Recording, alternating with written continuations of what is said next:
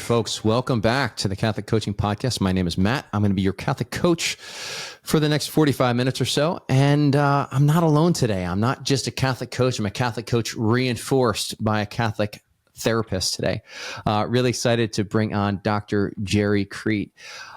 Some of the things that we notice in coaching often is that there's a lot of words that I would say the people have brought into the vernacular, into everyday speech, that arguably have come from more of a clinical background. Maybe there's more people in therapy. Maybe for some reason people are just kind of growing in adopting some of these terms to be able to describe what's going on interiorly. And so we often come across words like abuse or trauma or anxiety or depression or narcissism, each one of these words having a clear, distinct definition in clinical terms.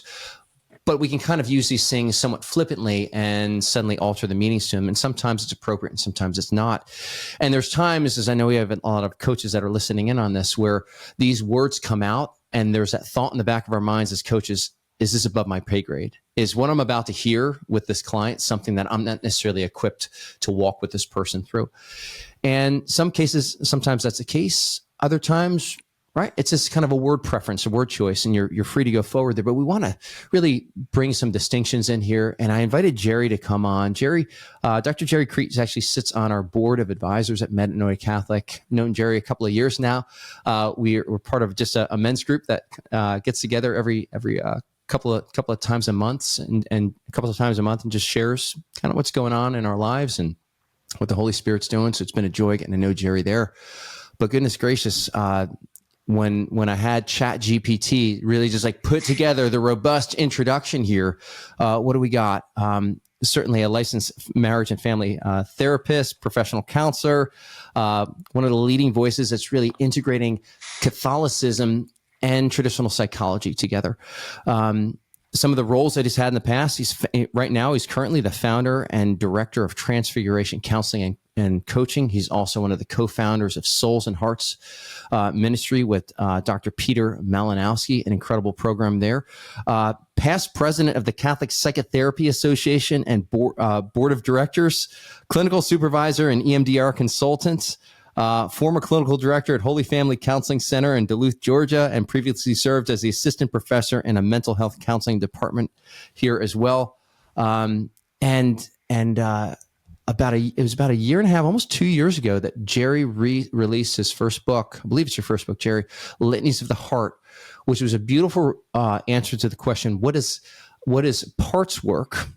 Maybe some people know that more as IFS, internal family systems. What does that look like presented in a Catholic anthropology through a Catholic lens? So beautiful book through Sophia Press that is just, it just is sold like crazy. We'll tease out a little bit of another book that Gerry's working on here. But Gerry, welcome. Great to have you on here finally. So great to be here, Matt. You're one of my favorite people. Happy to be here. Oh man, you're too kind, man. How are you? I'm doing pretty good. I've had a long clinical day today, so I have been seeing people. I do a lot of work these days with clergy and religious, so I'm just so blessed, and I feel like I can go deep in interesting ways, but I also feel dedicated to like helping the people that help people. Yeah, no, I'm excited for you to share just a little bit of your wisdom here. It's 6:30 p.m. on a Wednesday night as we're recording this after like a full day, like you said, with the counseling. And so let's dive right into it, man. Yeah. So we're here today. I'd love for the coaches that are listening in, or just anybody that's walking with people in a non-clinical way, to walk away from this interview having a deeper understanding on how they can walk with somebody, or when it's time, when they're in a situation where they may need to escalate it to somebody with some higher credentialing, some more professional formation to really walk with somebody on maybe perhaps a clinical or diagnostic level. And I know that you work with you've had a lot of training in diagnosing mental ailments, and a lot of the terms that we brought up before, they have a meaning in the world of psychology, but just people are bringing more of these diagnostic terms into common speak. What do you think is behind this? Well, I mean, I think it's partly access to information. I mean, it used to be perhaps that psychologists and counselors and so on had access to, diagnostic terms and kind of had, kind of a monopoly on that. And now you can just go on Google and look them up. It's not that hard to do. So, I feel like that has a positive element, I suppose, but it has a negative side to it because people that are not trained in mental illnesses or not trained in diagnostic codes and everything else might leap to conclusions that may not always be accurate. Okay, so it's almost like a WebMD, right? How quick we are to kind of and I'm guilty of that. Like I have like a pain in my like knee, and I look it up, and I'm worried I have cancer, right? Like I have some kind of horrible tumor in my knee or something. Whereas it's just, it might be something mild or it might be serious, but I need to get it checked out more than WebMD. Yeah. Yeah. And ChatGPT arguably has just added fuel to the fire.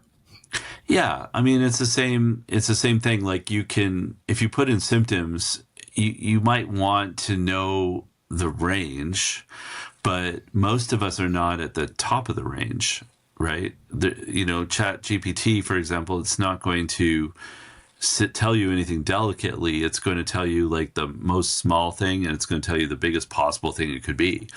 Whereas, a doctor is going to have some wisdom, right? And some, be able to like look at the situation reasonably and say, hey, it's most likely it's this. Let's do some tests to make sure it's not that. But if I read that before I've heard that, I might jump to conclusions and freak out, basically. Mm-hmm. So when we start to consider some of the words, that are often, ChatGPT is spitting out to us, or even the words that we might hear in therapy or read now in books that perhaps weren't necessarily available to the general public, but now are more so. Mm-hmm. Words like abuse, trauma, anxiety, depression. Mm-hmm. I mean, I'd love to just kind of narrow in on some of these and understand like when it's appropriate to use some of these terms and when it may be, not quite as helpful to describe your situation in such terms. Yeah. I mean, there are clinical diagnoses like depression, like if it's a chronic depression or whatnot, is a diagnostic term. And we want to be kind of careful with that. We don't want to just assume that because I'm feeling down today, I have depression. Because whenever there's a diagnosis, there's quite a number of criteria, and often it needs to have existed for a certain period of time. Mm-hmm. But anyway, when we think about things like abuse is not a clinical term. Okay. Trauma is and isn't, right? So if you think about trauma, it could be anything that has caused an adverse reaction in your life, right? So, and we also need to recognize that for some people, you could have a serious reaction to something that might be mild to another person, but it's trauma, it's traumatic to you. And another person experiences some pretty severe things on an everyday basis and doesn't react in the same way. Now, are they experiencing trauma? Like objectively, you could say they've had an adverse negative effect, right? Like something negative has affected their lives, right? And different people are going to respond to that differently. So it's a little tricky to just say, hey, yeah, I've had a trauma or I've been abused. It's more interesting to find out how that has affected them. Now there are some things to, some guidelines, like when it comes to something like diagnosis of post-traumatic stress disorder, PTSD, there's some pretty serious criteria that needs to be there. A lot of people have experienced post-traumatic stress that doesn't necessarily rise to PTSD as a disorder. And I think that's an important distinction. Post-traumatic stress is serious and it affects a person. Has it risen to that level? That's another question. I would say like the two most serious PTSD, like the things that cause PTSD, kind of at the highest level, if you will, are actually military trauma is at the top of that list, and sexual trauma. But there's so much to consider, like, because I know you have a military background. Like, if somebody has had a lot of trauma in their childhood and they join the military and they experience something that is traumatic, because they may if they're deployed and so on, it's going to have a different kind of effect on them than somebody that's never experienced or experienced very little early childhood trauma. They're going to have different kinds of reactions to the same event. So it's really important that we don't generalize. Generalize in the terms of, you experience the same experience over here. It's traumatic for this person, therefore it should be traumatic for you, or vice versa. So it's not so much defined as the event itself, but rather as the event matters. What occurs the in event person. matters, and certain things are high indicators of the potential for PTSD.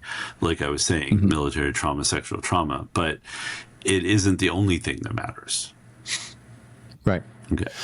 Yeah. I mean, I think back, my battalion had an op-ed piece on us in the New York Times. I think it was in 2016, and it just highlighted we had quadruple the amount of suicides in terms of like suicide rate in our battalion compared to other units. And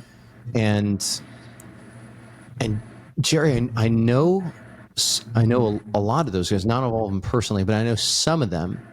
And I know not every single one of them was like on frontline combat, right? That they didn't necessarily experience the a combat trauma, you would say, like the actual event of a combat trauma, yet there was still something going on in them that, they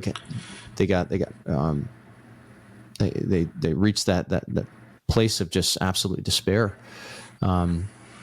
And so, you just never know what's going on. What are some of the things that would I guess boost up somebody's resilience in the face of a trauma that you've seen? Yeah. So, and I've worked more with sexual trauma than I have with military trauma, to be honest. I've seen both, but I tend to work with sexual abuse survivors and so on. And so a lot depends on whether early on after the abuse that they were able to share that and it was believed and supported, and they were supported. So if a person was not believed, not supportive, or they didn't feel like they could share it with anyone, so it was something they kind of held as a secret for a long time, that has a more serious or more negative effect in their lives. So, like I was saying, there's so many factors that go into how trauma can affect someone. And I don't like it when people, just say, oh, trauma is just a made up word and, everybody has trauma. Well, yeah, okay, everybody has trauma, but everybody's affected differently by it.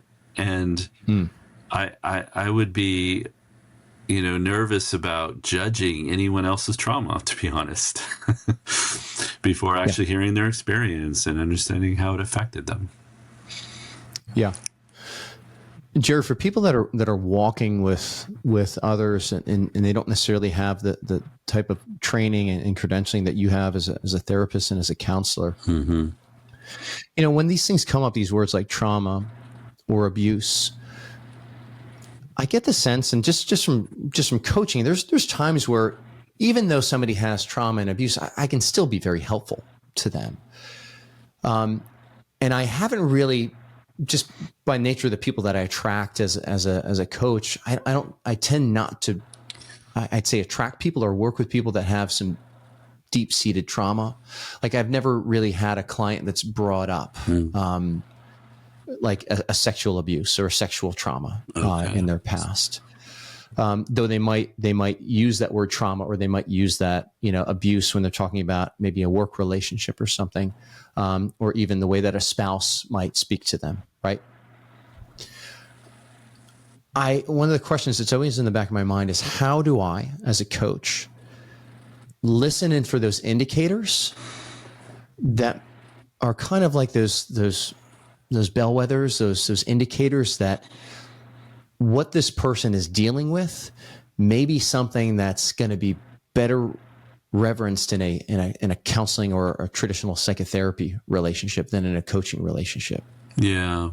What a great question. And it's so complex again.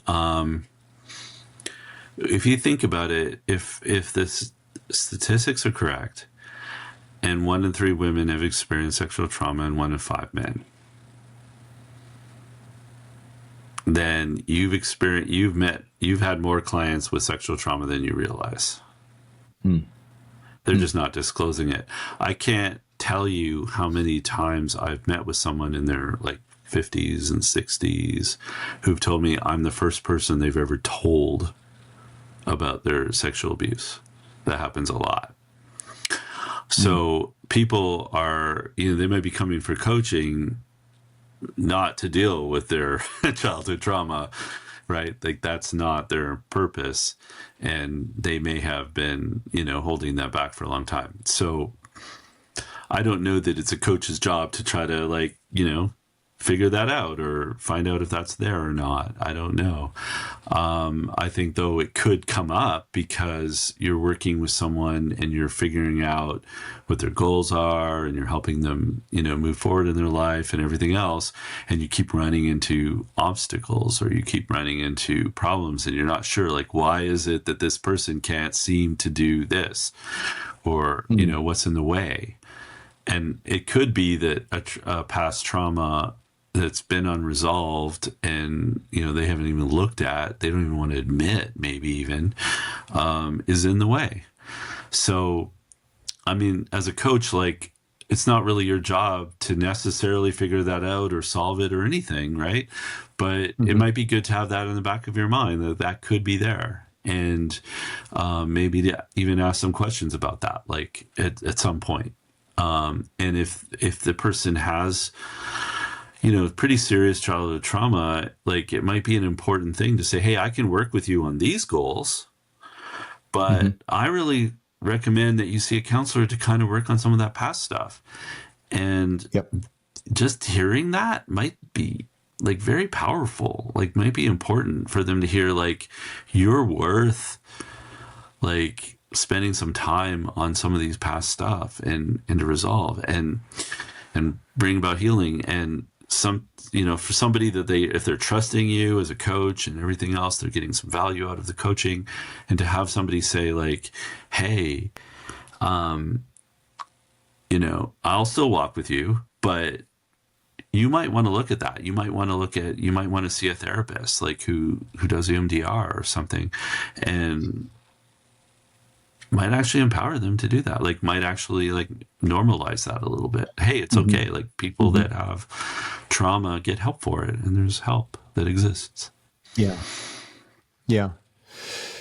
I know we've had discussions before about, it's like, whenever somebody comes and a client sits in front of you, they're always bringing their whole person with them. They're bringing their spiritual life. They're bringing their past wounds. They're bringing their goals, their desires, preferences, values. It's all showing up, but also recognizing that there's different ways of walking with people, and some of those ways are a little bit more, I guess I could say, a little bit more complex than perhaps the way that I might walk with somebody. And, or there's a different duration to the relationship, or, I mean, goodness, when you start to get into things like EMDR, there's a whole science behind that. There's a real intense training that goes into it. So for a coach, Gerry, that, say say maybe they're working in a space where I know a lot of guys, a lot of coaches that we've trained, they're walking with men that have struggles with pornography or self-abuse and things like that, and struggles with lust.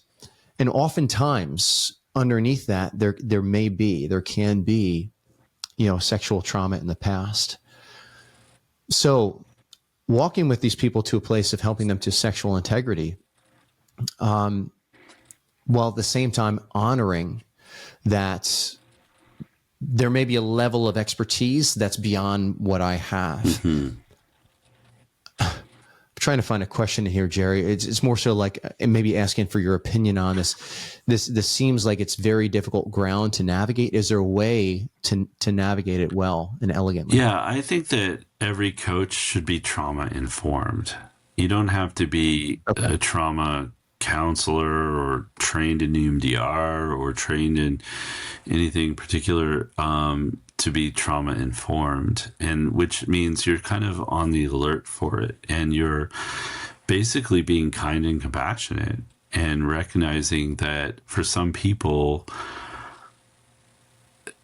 sharing their past trauma is a huge event.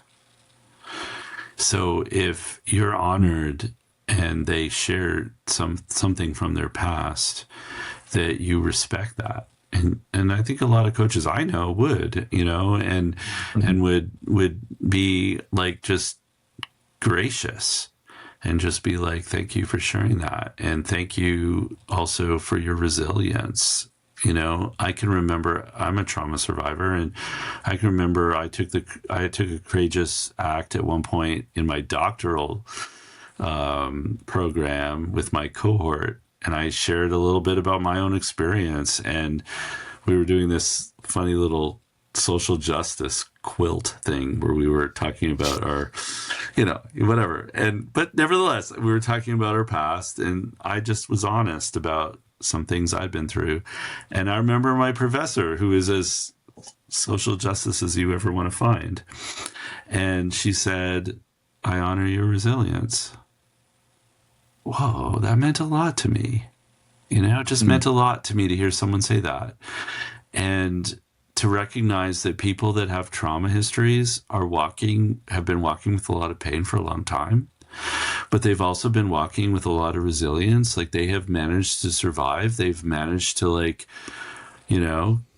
possibly have families and careers and different things that they've done in their lives. And maybe they've had a lot of problems, but here they are. And they've made it, at least here, and they're seeking help. God bless them. And that needs to be honored. And I think that as a coach, if you do that much, that's a lot. And then if you're able to say, hey, listen, I can't treat this trauma, like I can't do, this kind of healing work, but I know someone who can. And I'll refer you, but I'll still work with you. And we'll do this together. That's a huge thing. I think there can be a fear sometime, and I'll bring this up I'll own this myself as a coach. That when somebody brings something up, and I have had something where somebody brought something up, and I knew that they needed to have another relationship. I never wanted it to seem like I was cutting them off. Yeah, it's important. Yeah. Yeah. Like, is there, because there's, and the cutting it off can be almost like a self-protective thing, that I think, and just talking with some other coaches that have shared their experience of when a client has brought something up. Yeah. And the first thing that goes off in the back of their head is like, alarm, I don't want to screw this up. A lot of like just feeling the weight of it. And with the best of intentions, just feeling this temptation to kind of sever the relationship. And like, what is it like? How would you counsel somebody or coach somebody in that situation, right? To just hold the space well for that person and just elegantly navigate that while also perhaps getting the help that they need. Yeah. I mean, I think just reassuring them, if you're referring, you're not cutting off a relationship. I mean, unless you are, then you need to be clear about that. But in most of the time, you're basically advocating that they get more support. You're saying, I care about you. I'm going to stay here. Like, I'm not changing the frequency of our meetings, anything like that. I just want you to have more support. And, it's up to them. Like, obviously they could decide, hey, I want to do less coaching. I'm going to do more counseling for now. That's their choice. But as a coach, I'm going to stay steady. And because otherwise, I mean, a person can definitely feel like they've been abandoned. That's an issue. And so it's important not to contribute to that. But it's also important not to take that on as if you're responsible for that. Like you're responsible for their,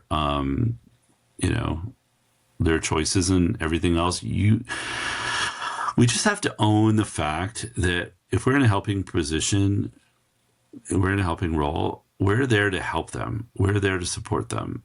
And we can only offer ourselves. We can't save them. We can't fix them. We can't do more than that. If we see that someone is needing more support and help, we can point them in different directions while still saying, hey, I'm still here.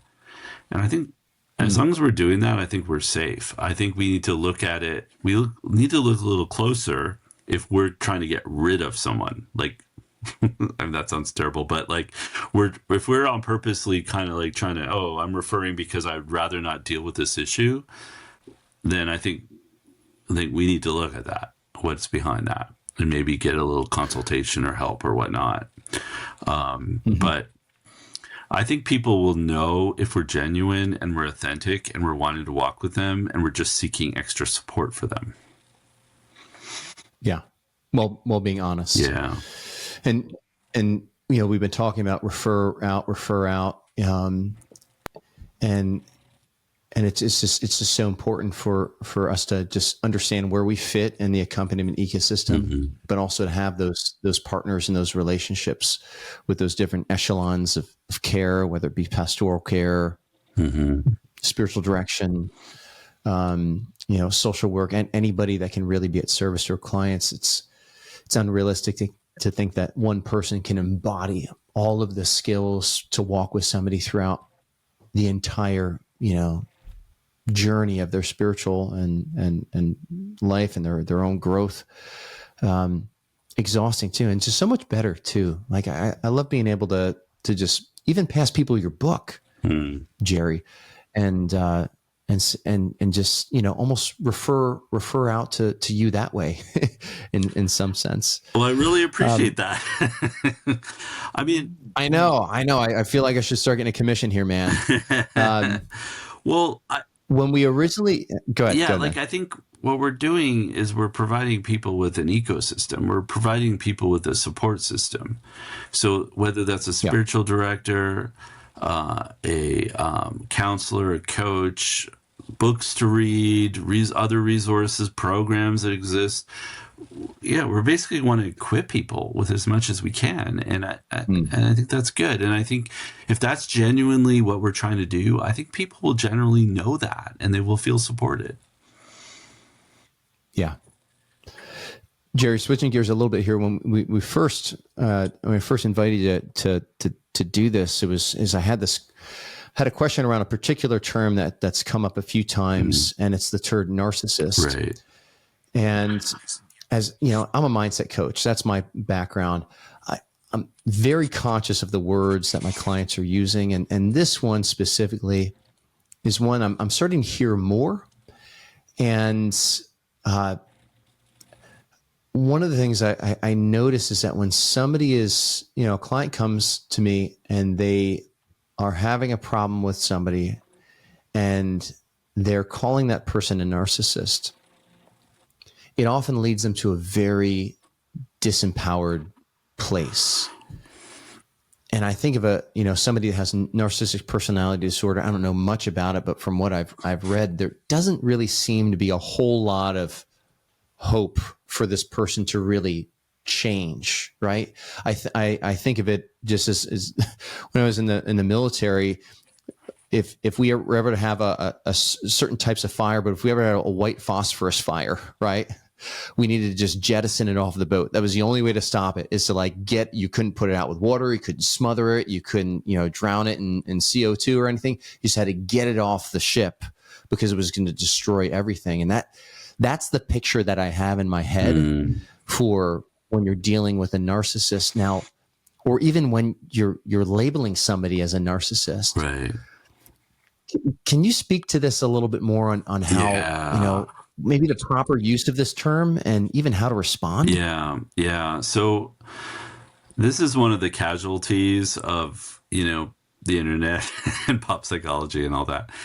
I mean, for somebody to be technically a clinical narcissist, that's got some criteria involved. And you'd have to look at, the DSM. I grabbed it real quickly. I grabbed my mini version, and I could read to you, if you want to ever hear it, what the criteria is for a narcissist. But most people don't rise to the occasion of the criteria that's in this book.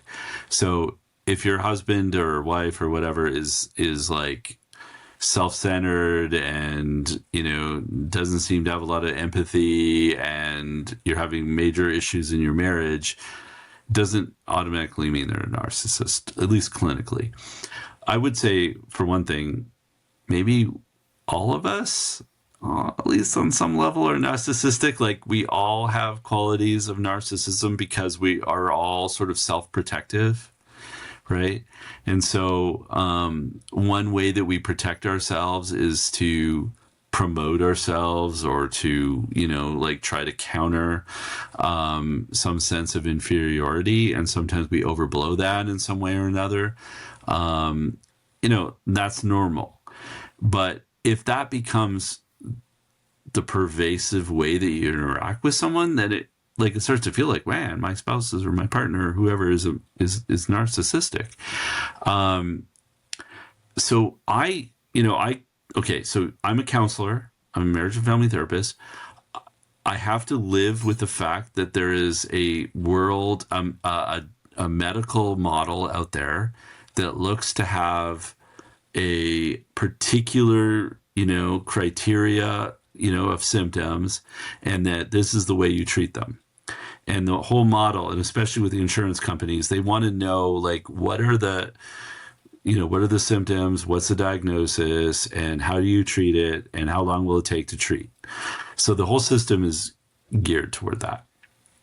And I understand that. I understand it's the world we live in. I come at it differently. I come at it from the perspective that every single symptom in this DSM-5 or whatever it's at now is simply a symptom of a protective response to trauma. That's how I see it. I know it's a bit controversial for some. Now, maybe some things are an exception. Like, there are some conditions that are purely biological, like autism, maybe schizophrenia and so on. Like, there really isn't a trauma. It's not a trauma response. It's a medical condition.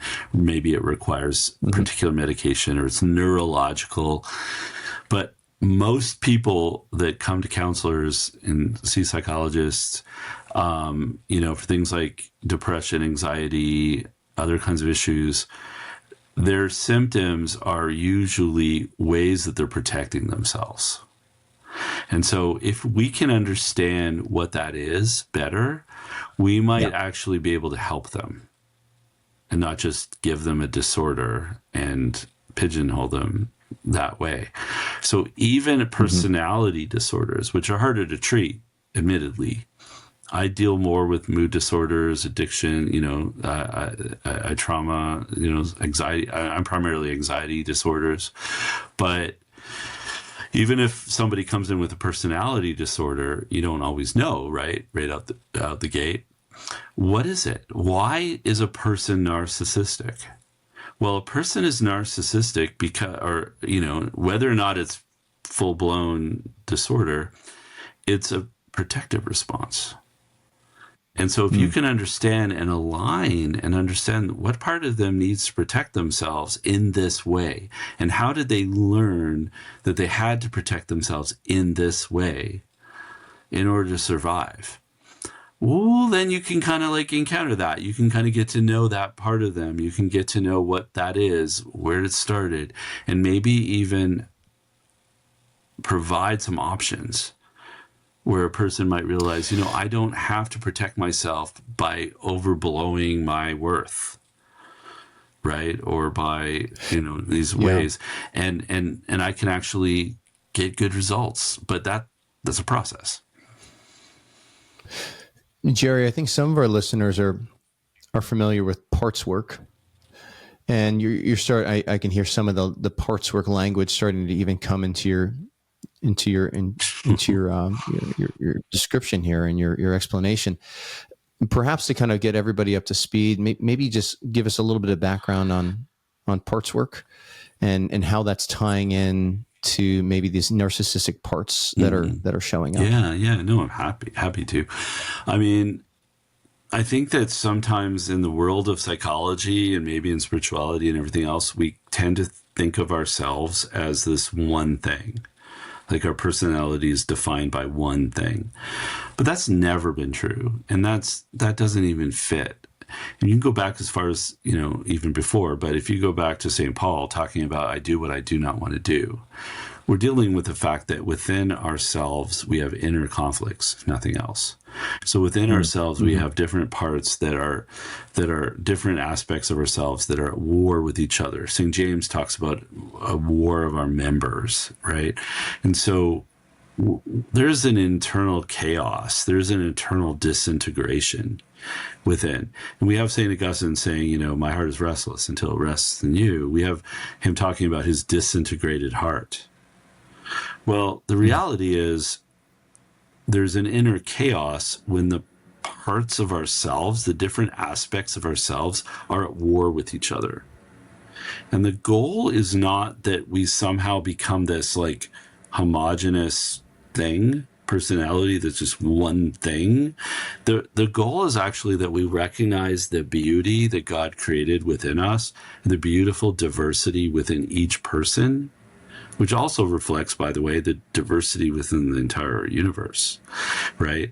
And that the Trinity. The Trinity, but even like all people, right? We're not all the same. Like God created us unique in various ways, and he wants a unity within diversity. That's always the goal. And the Trinity is a unity with a certain kind of diversity, and we inside have a unity with, we hope we have a unity, but we have diversity. And so our goal is to have inner harmony, inner unity, inner harmony. Our goal is that all of the different parts within us, the different interesting perspectives, thoughts, feelings, what have you, are integrated, are in connection with each other, in connection with our heart of hearts.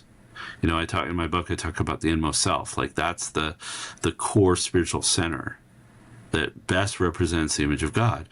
And so our heart is made up of this inmost self and all these different parts, and these parts are good. They're resources there.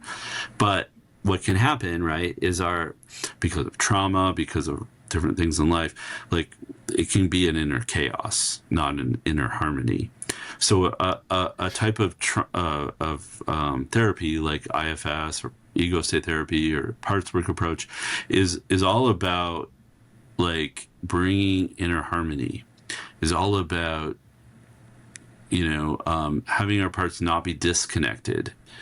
And when you look at even the gospel stories and what Jesus has to say, and you look at it from that perspective, you realize he's advocating for that. He's advocating for this like internal integration, and which is ultimately loving oneself well when we bring about internal harmony, which then results in necessarily loving others better, which ultimately results in loving God better and fully, and so on. So that's the fruit that you can tell, like if it's actually working, if it's actually happening. And so on a natural level, you have therapeutic approaches. Excuse me. You have these therapeutic approaches that can help at the natural level, but they can promote a deeper spiritual experience as well. And that's where I get super excited. Mm-hmm. So with the narcissistic, can you give an example of, okay, so of where the narcissistic part may show up as, a part of called the disintegrated system? I don't know if you can give me an example using some of the parts work language to describe, these narcissistic parts. Ultimately, Gerry, I'd love for people that see themselves in a relationship, perhaps even stuck in a relationship with someone that has narcissistic traits, at least, to give them a little bit of hope or a little bit of compassion, how they might understand this person a little bit better. Yeah. So here's the thing. If I, as a child, feel like I am inferior, maybe I'm made to feel that way at school. Maybe I'm made to feel that way at home. Who knows, right? I'm made to feel inferior in some way or another. That's a pretty big thing for a small child to have to navigate. Some children will respond to that by avoiding others, by hiding away, by isolating. Who knows, right? That's one possible response. Another possible response is to prove to the world that I am in fact worthwhile as a person. And so and maybe they get some affirmation from that. Who knows? Like maybe that's because they, I don't know, played a musical instrument, or they were good in sports, or something told them, hey, if I'm good at this thing, people actually notice me and affirm me and say I am worthwhile. What a person, and that may resolve it for some, but for some people it doesn't actually resolve it, and they actually they have this like deep-seated need to prove that they're worthwhile. And that becomes pathological, if you will. That becomes something that is embedded in their personality, that my whole identity is about proving that I'm worthwhile, that I'm better than others, or that I am worth noticing, or that whatever. That becomes almost like an obsession, or it becomes pathological. It becomes necessary. So everyone, to some extent, to some degree or another, may have some of that.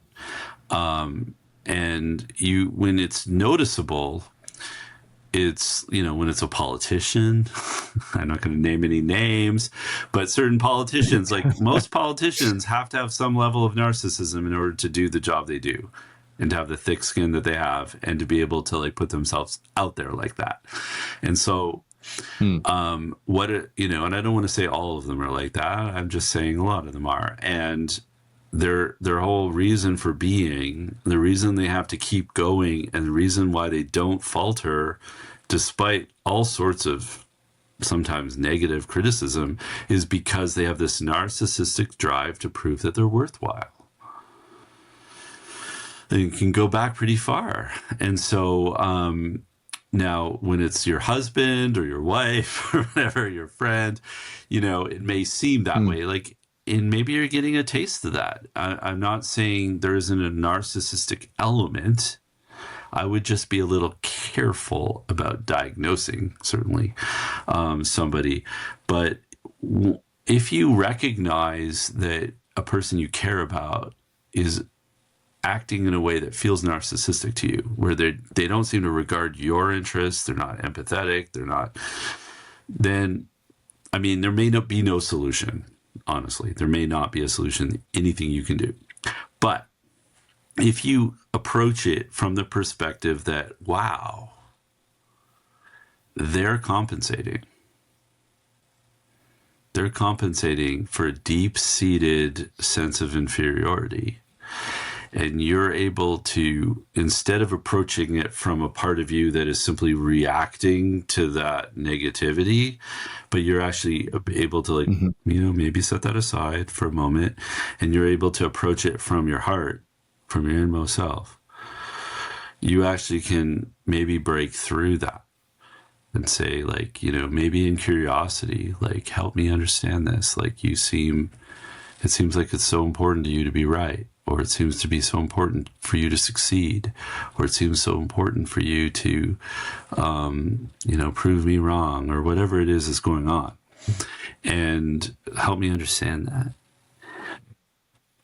There's a possibility, there's no guarantees here, but there's a possibility that you may get a little under that shell, because that's what it is. It's a shell. It's a protective shell. And for some people, that shell is, oh my goodness, tough.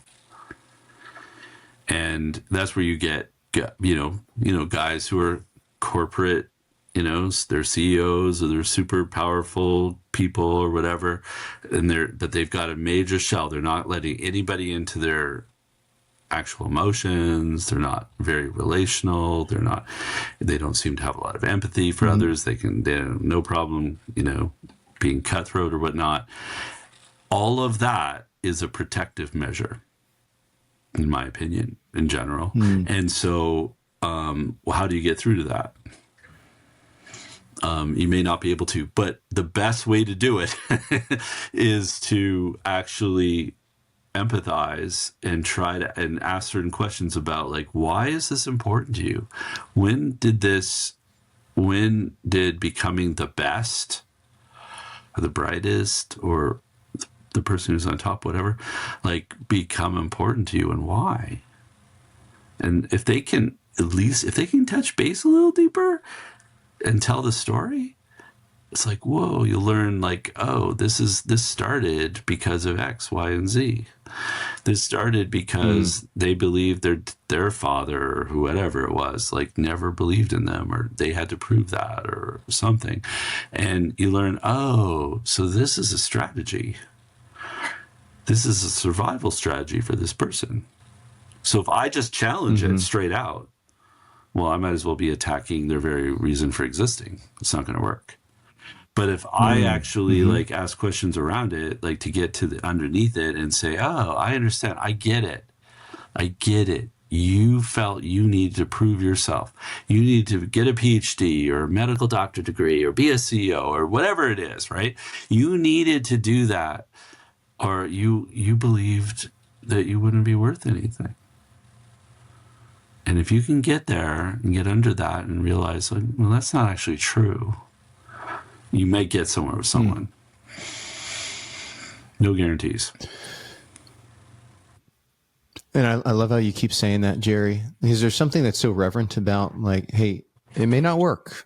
There's no guarantees that this is going to get you, because you can feel like it's in that powerless place. And oftentimes people are looking for, what's the magic word or question I could ask that's going to, unlock it and help deliver me from my suffering here in this relationship.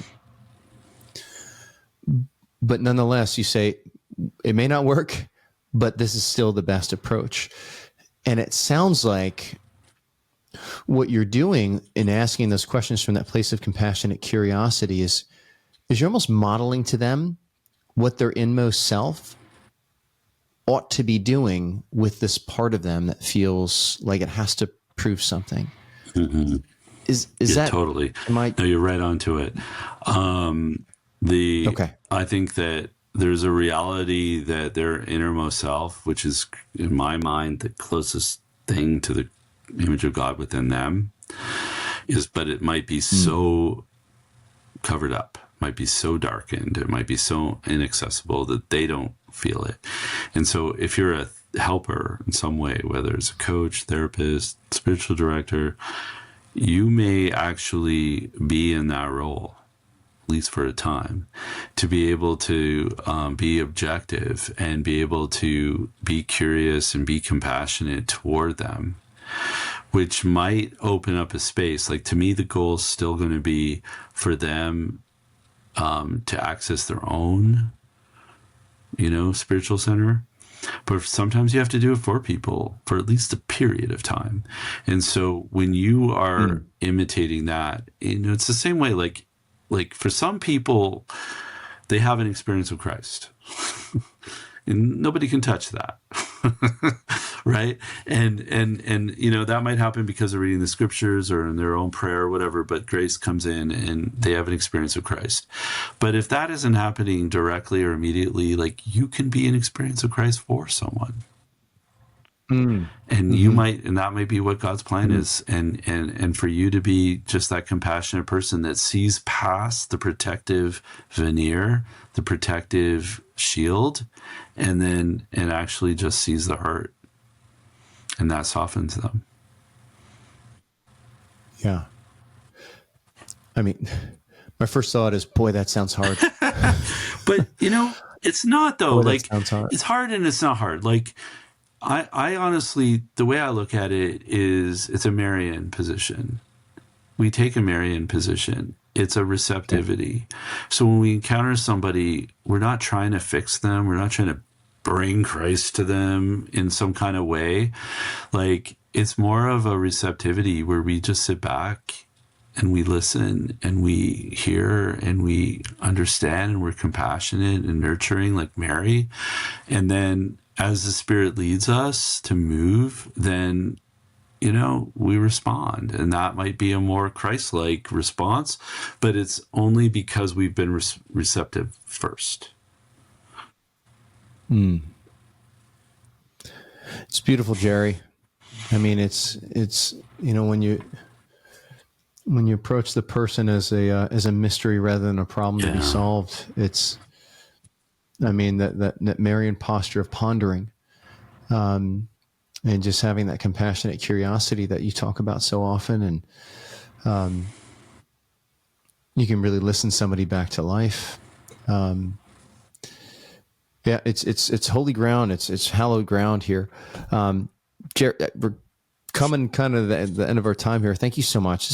I'd love to have you back on here because there's so much more to talk about in this area, and it's just it's nice to have you on our board because these questions come up. I know, because I coach we have our community of coaches that we continue to pour into and coach, and when they hit one of these places that are very sensitive with their clients, how do we respond? And it sounds like, from what you're saying, may sound cliche, may sound oversimplifying it, but you just love them there. Yeah. And you listen, and you surrender any thoughts of, I need to fix this, or I need to have this person, the answer to this person. And it's just receiving the person. And just think of it in terms also, Gerry, that like God allowed that revelation to happen in the middle of your coaching session or the middle of your counseling, whatever it is. Like he ordained it so that you would be the person receiving that in that moment. And he's going to give you the grace to love that person in that moment. If you can kind of get over yourself, right? And just be open to receive that person. Gerry, your book Litanies of the Heart is, folks, if you're curious to know more about what this Catholic approach to parts work, if you want to understand everything that Gerry's been talking about, I encourage you to just pick up your copy. You can get it on Amazon, Litanies of the Heart, Sophia Press. But Gerry, I know you're what, number one intellection, man, right? Like your brain is constantly going, and like we already read through all the experiences that you've gotten. You've got a full book of counselors or counseling clients, and so you're just constantly learning from experience here, as well as the ongoing education. And I know you got another book in there. What can you tease out? Because I know, what can you tease out for us right now? That I'm working on a sequel to Litanies that is focused on human flourishing, right? Like, healing from trauma is, the beginning, not the end. And, we're meant to flourish. We're meant to thrive. We're meant to we're meant for divinization. We're meant for union with God. And I'm like passionate about this. But at the same time, I'm aware of the fact that it's not just a one thing, like, oh, okay, I showed up, I had trauma, I resolved my trauma, now I'm flourishing, and now I'm united with God, like, and now it's done. It's not that simple for anybody. Like, there's cycles, right? So we're working through our trauma while we're flourishing, we're working through our trauma while we're thriving, surviving, growing. So there's growth happens even while we're working through trauma. So I don't see it as completely linear, but I am fascinated by the incredible rich tradition in our church. It goes back, 2,000 years of, these saints who wrote these mystical, powerful things that nobody's reading. And so I see it, very few are being read. And I see it as my purpose and goal in life right now, as morbid and weird as that sounds, to like translate that for like to people, so that maybe people can receive some of that. So even like the song the Be Thou My Vision song that I came out with my son, on Pateras Agape, which is a channel on YouTube and Spotify or whatever, like that was an attempt to kind of like bring that to the heart. And we're coming out with another one really soon, called Dearest Love, and it's based on St. Ambrose and St. Augustine and some of their writings. And it's really a meditation. It's a meditation to go deep within the heart. And this is what it's all about. This is what the saints have been telling us from the beginning. This is what, from the Old Testament and the New Testament and the early church fathers and St. Bernard and all these saints in the medieval period, like they all speak about like going in order to be lifted up. And I want to it's my mission right now in life to bring that to people if I can. And bring it from a a sound psychological perspective. Love it. No, that's beautiful. That's beautiful, Jared. Just the flourishing aspect of it, and I know even on the coaching side of things, it's like, yeah, cleanse the inside of the cup. As Christ puts it. That's where the journey really does begin. Beautiful. Jared, where else can people, Dr. Crete, Dr. Gerry Crete here, where else can people find to connect with you? So my practice is Transfiguration Counseling, transfiguration.co. And we have a whole team of Catholic therapists in multiple states. Soulsandhearts.com. I do stuff with Peter and Malinowski. You mentioned him. We have whole programs related to like understanding a Catholic perspective to our parts. But I publish a monthly blog that's a movie and a film review called Parting Thoughts. And I also publish a monthly philosophical, theological kind of like blog called Kingdom Within. So I've been exercising my creative gifts, and dude, you do a monthly film review? Did you not know this? Yeah, I didn't know that. The one that just came out. I did. What movies have you done? Probably all the Lord of the Rings. I've only done Fellowship of the Rings, the movie. And I've done The Matrix. I've done Inside Out 1 and 2. I've done, all kinds of movies. I did Triumph of the Heart, the one on Maximilian Kolbe. Fascinating, beautiful film. Yep. But I did I did a review of the HBO docu-series on Father Maciel, who's the founder of the Legion. That was in disrepute. So I don't shy away from controversial things. Even I did one on the Conclave on that movie that came out. So I look at things that I think are of interest to Catholics. But I'm also doing things, like I did more of a preview review of when the Superman movie came out. So I also do things that I simply love. I'm a super geek, so I'm going to love Lord of the Rings, Star Wars, Star Trek, all that stuff. So there it is. Yeah. It's about a year ago that Aaron and I did one, just kind of a movie review, called it Metanoia at the Movies. And we dove into Field of Dreams and then the movie Annie. Okay. And dude, like I had a hard time holding it together. I remember even just preparing for the podcast, just like, weeping, looking. Is that movie just hits me hard, Jared, real hard.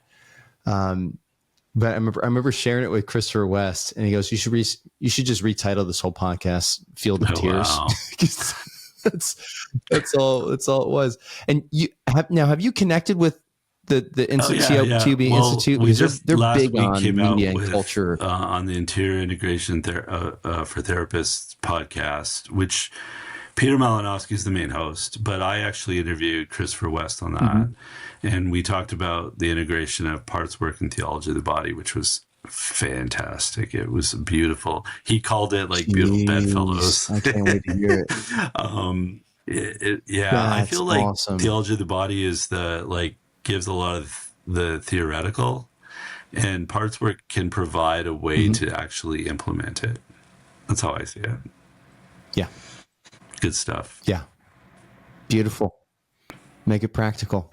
Gerry, thank you so much for being on here, man. My pleasure. Good to see you. Yeah. Hey, thanks for sticking with us in the Catholic Coaching Podcast. If you like what you heard, please like and subscribe, and we'll see you again.